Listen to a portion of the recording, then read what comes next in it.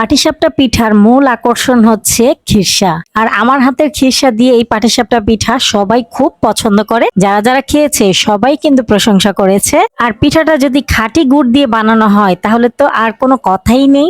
আসসালামু আলাইকুম।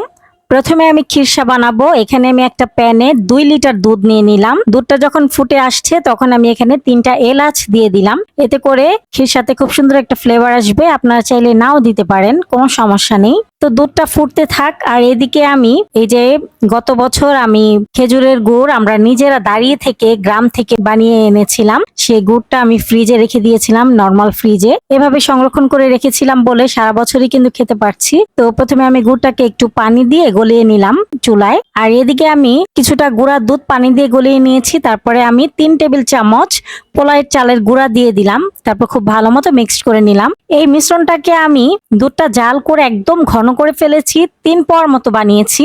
মানে 2 লিটার দুধ 3 পাওয়ার মতো বানিয়েছি। ঠিক এই পর্যায়ে আমি চালের মিশ্রণটা দিয়ে দিলাম।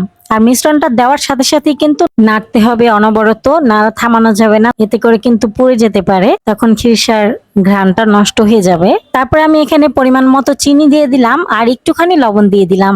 মিষ্টি জিনিসে একটু লবণ দিতে হয়, এতে করে মিষ্টির ব্যালেন্সটা খুব ভালো আসে।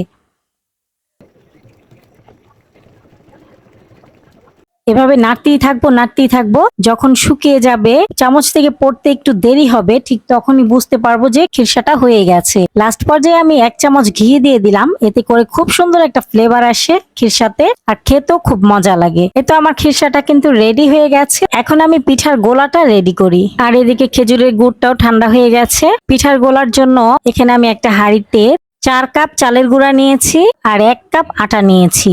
পরিমাণ মতো লবণ, খেজুরের গুড় আর পানি দিয়ে দিলাম।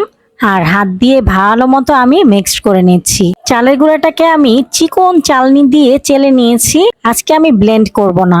যদি ফ্রিজে চালের গুঁড়া থাকতো বা চালের গুঁড়াটা মিহি না হতো তাহলে আমি এই পর্যায়ে ব্লেন্ড করে নিতাম।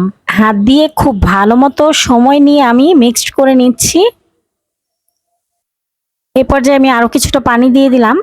পাটিসাপটার গোলাটা কিন্তু পাতলা করে বানাতে হয়, তো সেটা বুঝে বুঝে পানি দিয়ে গোলাটা তৈরি করে নেবেন। আর এদিকে কিন্তু আমি নরমাল পানি ব্যবহার করছি।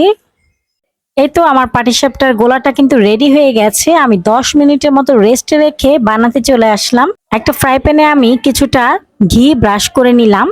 ঘি ব্রাশ করে নিলে পিঠাতে মানে খুব সুন্দর একটা ঘ্রাণ আসে। আপনারা চাইলে ঘি না দিয়ে সয়াবিন তেলও দিতে পারবেন। তো আমি বিসমিল্লাহ বলে পিঠা বানানো শুরু করে দিলাম। আমি ঠিক যেভাবে বানাচ্ছি আপনারা তো স্ক্রিনে দেখতেই পাচ্ছেন, আমার পিঠাটা কিন্তু ভাঁজ করার সময় একটু ফেটে যায়নি।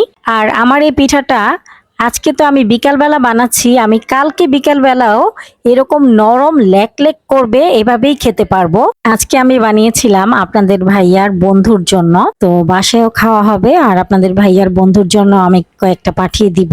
পিঠা যদি খুব সুন্দর হয় তাহলে কিন্তু বানাতেই মন চায়, তাই না? আর আমি পিঠাতে মিষ্টিটা এত বেশি দেই না, লাইট মিষ্টি রাখার চেষ্টা করি, এতে করে খেতে খুব মজা লাগে। তারপর বলেন তো আপু ভাইয়ারা, আপনারা আমার ভিডিওটি কে কোথা থেকে দেখছেন কমেন্ট করে কিন্তু জানাতে ভুলবেন না। এই তো আমার সবগুলো পিঠা বানানো হয়ে গেছে অলরেডি। আপনাদের ভাইয়া কিন্তু নিয়েও গেছে তার বন্ধুর জন্য। ভিডিওটি ভালো লাগলে প্লিজ একটি লাইক দিবেন। ভিডিও সংক্রান্ত কোনো মতামত থাকলে কমেন্টের মাধ্যমে জানাতে পারেন। আজকের মতো ভিডিওটি এ পর্যন্তই। আল্লাহ হাফেজ, আসসালামু আলাইকুম। আমাকে সাপোর্ট করার জন্য আমার ভিডিওটি চাইলে একটা শেয়ার দিতে পারেন।